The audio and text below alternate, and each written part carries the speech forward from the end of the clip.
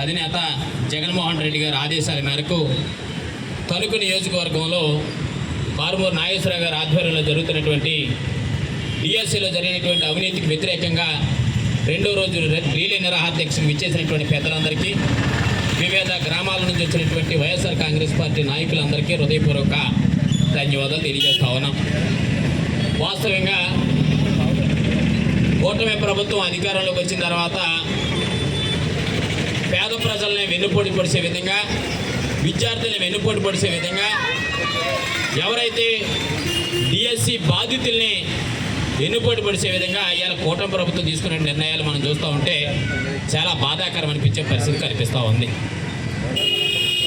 రాష్ట్ర వ్యాప్తంగా డిఎస్సి పోస్టులకు సంబంధించి అర్హులైనటువంటి వ్యక్తులు, ఎవరైతే విద్యారంగంలో బాగా ఉత్తీర్ణమైనటువంటి వ్యక్తులకి ఉద్యోగాలు ఇవ్వాల్సినటువంటి బాధ్యత ఉంటే, ఎవరైతే బాగా మంచి మార్కులు వచ్చి జ్ఞానోదయం కలిగినటువంటి వ్యక్తులకి ఉద్యోగాలు ఇవ్వాల్సిన పరిస్థితి ఉంటే, క్రీడారంగం అని చెప్పి ఒక సంఘాన్ని పెట్టి తెలుగుదేశం పార్టీ నాయకులు కోన రవికుమార్ కానీ, లేకపోతే లోకేష్ గారు తోలెండుగా ఉన్నటువంటి ఎంపీ భరత్ గారు, వీరిద్దరి ఆధ్వర్యంలో ఆ సంఘం నడుతున్నటువంటి పరిస్థితి ఇలా చాలా బాధాకరం.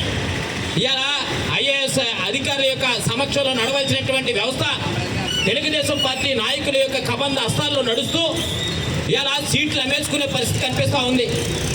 ఇలా నెంబర్ 1 మార్కులు వచ్చినటువంటి డిఎస్సి విద్యార్థులకి ఉద్యోగాలు రావు, కానీ సెకండ్ గ్రేడ్ వచ్చినటువంటి వ్యక్తులకి ఇలా ఉద్యోగాలు ఇచ్చి ఇవాళ అధిష్టానం మధ్యలో కూర్చోబెట్టే పరిస్థితి ఇవాళ కూటమి ప్రభుత్వం తీసుకోవటం అంటే ఇది చాలా బాధాకరమైన విషయాన్ని వైఎస్ఆర్ కాంగ్రెస్ పార్టీ తీవ్రంగా ఖండిస్తూ ఉంది.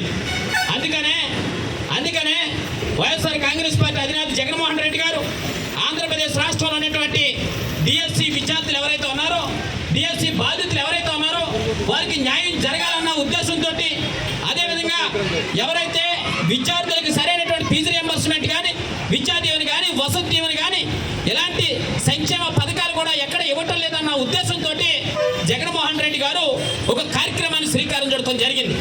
ఇలా డిఎస్సి బాధితుల పక్షాన, విద్యార్థుల పక్షాన వైఎస్ఆర్ కాంగ్రెస్ పార్టీ అధినేత జగన్మోహన్ రెడ్డి గారు ప్రతిపక్ష నాయకుడిగా ఇలా ప్రశ్నిస్తూ మేము అడుగుతున్నటువంటి ప్రధాన ఎజెండా ఏంటంటే, ఈ డిఎస్సికి అవినీతి జరిగిందని చెప్పి మేము ఒక ఆరోపణ చేశాం.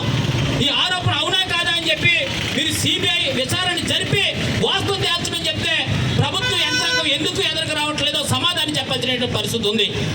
ఇది చాలా అవమానకరమైనటువంటి పరిస్థితి. మేము అడిగేది ఒకటే, ఇలా సిబిఐ ఎంక్వైరీ వేయండి, జరిగినటువంటి డిఎస్సి పోస్టులో అవినీతి జరగలేదని చెప్పండి, లేకపోతే మీరు. అందుకనే ఇవాళ వైఎస్ఆర్ కాంగ్రెస్ పార్టీ ఇవాళ ధర్నాలకి పిలిపినవటం, ఇవాళ రీలే నిరాహార దీక్షలకి పిలిపినవటం జరుగుతూ ఉంది. రాష్ట్ర వ్యాప్తంగా 175 నియోజకవర్గాలు ఇవాళ డిఎస్సి విద్యార్థులకు అనుకూలంగా, లేకపోతే విద్యార్థులకు అనుకూలంగా విద్యార్థుల పక్షాన్ని నిలబడటం కోసం ఇవాళ రీలే నిరాహార దీక్షలకి పిలిపినవటం జరుగుతూ ఉంది. అందుకనే ప్రతి ఒక్కరు కూడా కూటమి ప్రభుత్వం అధికారంలోకి వచ్చిన తర్వాత విద్యార్థులకు ఉన్నటువంటి విద్యార్థుల తల్లిదండ్రులు ఫీజులు కట్టలేక ఇబ్బంది పడుతున్నటువంటి పరిస్థితి, ఇలా కాలేజీ నుంచి బయటికి గెంటేసే పరిస్థితి కనిపిస్తూ ఉంది. ఎందుకు? మేము ఉన్నప్పుడు అనేక సంక్షేమ పథకాలు ఇచ్చాం. ఇలా వసతి దీవెన కానీ, ఏదైతే విద్యా దీవెన కానీ అనేక సంక్షేమ పథకాల ద్వారా విద్యార్థులు మనం కాపాడాం. జగన్మోహన్ రెడ్డి గారి ఆధ్వర్యంలో విద్యార్థులకు మంచి పెద్దపీట వేసాం. కానీ ఇలా కూటమి ప్రభుత్వం వచ్చిన తర్వాత దాన్ని నిర్వీర్యం చేసినటువంటి పరిస్థితి. అందుకనే వైఎస్ఆర్ కాంగ్రెస్ పార్టీ పక్షాన విద్యాశాఖ మంత్రి గారైనటువంటి నారా లోకేష్ గారు తక్షణమే రాజీనామా చేయాలి, సిబిఐ విచారణ జరిపి నిగ్గు తేల్చేటువంటి పరిస్థితి ఉందనే విషయాన్ని మీ అందరికీ కూడా తెలియపరుస్తూ, ఈ నియోజకవర్గంలో డాక్టర్ కారుమూరు నాగేశ్వరరావు గారి నాయకత్వంలో అనేక సంక్షేమ కార్యక్రమాలు శ్రీకారం చుట్టడం జరిగింది, అనేక అభివృద్ధి కార్యక్రమాలు శ్రీకారం చుట్టడం జరిగింది. ఇలా కూటమి పాలన అధికారంలోకి వచ్చిన తర్వాత బలహీన వర్గాల టార్గెట్గా పెట్టుకుని బలహీన వర్గాలు ఇబ్బంది పెట్టాలన్న ఉద్దేశంతో తప్పుడు కేసులు పెట్టి ప్రశ్నించే కేసు, పోస్టింగ్ పెట్టే కేసు, ఇది చాలా అవమానకరమైన మీ ప్రభుత్వానికి అనే విషయాన్ని సందర్భంగా తెలియపరుస్తా ఉన్నాం. ఎంతమందిని మీరు కేసులు పెట్టగలుగుతారు? ఎంతమంది మీరు కేసులు కట్టించగలుగుతారు? ఎంతమందిని మీరు జైల్లో కూర్చోబెడతారు?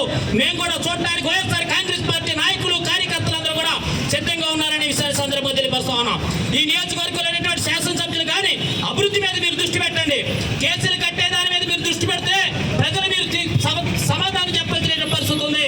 కానీ మీరు అభివృద్ధి మీద దృష్టి పెట్టమని చెప్పి ఈ స్థానికంగా